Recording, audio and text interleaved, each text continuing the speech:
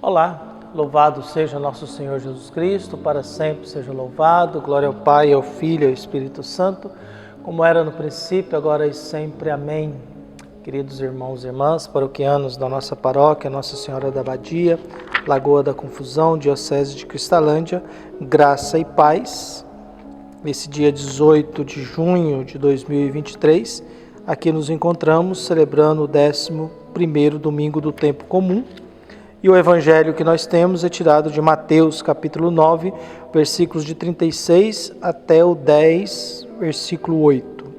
O Senhor esteja convosco, Ele está no meio de nós. Proclamação do evangelho de Jesus Cristo, segundo Mateus. Glória a vós, Senhor. Naquele tempo, vendo Jesus as multidões, compadeceu-se delas, porque estavam cansadas e abatidas, como ovelhas que não têm pastor. Então disse a seus discípulos: a messe é grande, mas os trabalhadores são poucos. Pedi, pois, ao dono da messe que envie trabalhadores para a sua colheita. Jesus chamou os 12 discípulos e deu-lhes poder para expulsarem os espíritos maus, para curarem todo tipo de doença e enfermidade. Estes são o nome dos 12 apóstolos. Primeiro, Simão, chamado Pedro, André, seu irmão, Tiago, filho de Zebedeu, e seu irmão João, Filipe e Bartolomeu, Tomé e Mateus, o cobrador de impostos, Tiago, filho de Alfeu e Tadeu, Simão, o zelota, Judas Iscariotes, que foi o traidor de Jesus. Jesus enviou estes 12 com as seguintes recomendações: não deveis ir onde moram os pagãos, nem entrar na cidade dos samaritanos. Ide antes as ovelhas perdidas da casa de Israel. Em vosso caminho anunciai: o reino de Deus está próximo.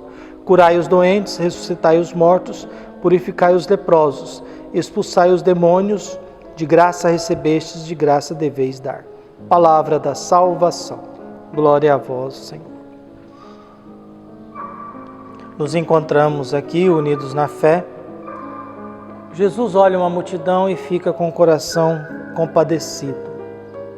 Jesus sente uma multidão abandonada como ovelha sem pastor. Para quem cuida e quem toma consciência, como Jesus tomou, da missão de salvar o mundo, ao olhar uma multidão que parece que não tem ninguém cuidando dela, uma multidão cansada, afadigada, angustiada, desorientada, perdida, é uma grande dor, é um grande sofrimento. Para quem vê o povo sofrendo, é uma grande labuta. E o mistério da vida, ele exige que a gente cuide.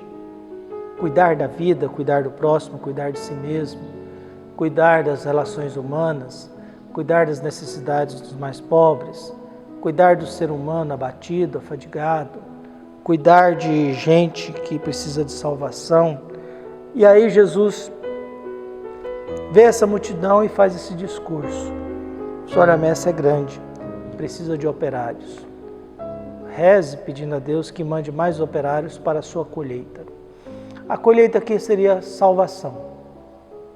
Pedir a Deus que mande mais gente para salvar pessoas, para levar essas pessoas e trazer os frutos de uma vida de gente que está cansada, fadigada, cansada, desesperada, angustiada, abandonada. Ovelha sem pastor. Ovelha sem pastor significa gente que não tem orientação, que não tem ninguém para defender, que não tem cuidado. Há momentos em que nós somos assim, né? Há momentos em que o mundo descuida da vida humana, e a gente se sente abandonado, a gente se sente esquecido, largado, e há momentos em que parece que a vida não vai dar certo de modo nenhum. Essas experiências são sempre muito doídas, muito difíceis. Eu já passei por situações em que eu pensei que a igreja ia me expulsar ou me abandonar, e que ninguém me acolheu. Graças a Deus, Deus manda lugar, gente para nos acolher. E não é que eu era errado, não. Acho que é a estrutura da igreja que às vezes não há pastores, né? Não há pastores, muitos pastores no episcopado nem no mundo do clero. Às vezes há mais lobos mesmo dentro da igreja do que pastores. Jesus chama então para a sua missão E é bom entender o Evangelho que a primeira fase Jesus faz sozinho. Numa segunda fase, Jesus chama alguns colaboradores até chegar aos 12. Então, ao constatar que a multidão é grande, precisa de operários, precisa de gente para ajudá-lo, Jesus nomeia os 12. E o Evangelho disse: a messe é grande, mas os trabalhadores são poucos. Pedi, pois, ao dono da messe, ao dono do povo, que envie trabalhadores para a sua colheita, para a sua salvação. Então Jesus chama os 12 e deu-lhes poder de expulsar os espíritos maus e para curarem todo tipo de doença e enfermidade. A missão dos 12 é tirar o espírito mau, tirar a maldade do ser humano, tirar a ruindade dentro de nós, a maldade, a violência, a injustiça. Viu? Essa é a missão. E curar todo tipo de doença e enfermidade. Então a missão dos 12 é devolver consciência e saúde. A missão dos 12 é essa inicialmente, devolver consciência e saúde. E é difícil devolver consciência, viu? A gente vive num mundo alienado que às vezes não adianta se falar. Você fala e a pessoa, você mostra, uma pessoa não quer acreditar. Eu me recordo de uma senhora, você viu, na China estão fazendo campo de concentração. A pessoa, de onde a senhora tirou isso, minha senhora? Você não está vendo? Você não viu? Vou matar todo mundo. Matar quem? A senhora, o chinês nem sabe que isso não existe. Viu? Vai matar americano? Não vai dar certo, vai virar uma confusão. Viu? Quem é? Qual que é a raça, o povo que os chineses querem matar? Viu?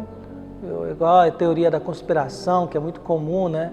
O pessoal começa a imaginar. Eu lembro uma vez conversando com um padre no começo da pandemia, ele explicou direitinho que a China inventou o vírus e que combinou com os médicos, combinou com o pessoal, com a funerária, depois combinou com a Europa, que combinou com os Estados Unidos e combinou com a América para que o vírus fosse espalhado pelo mundo inteiro. Tudo combinado, viu?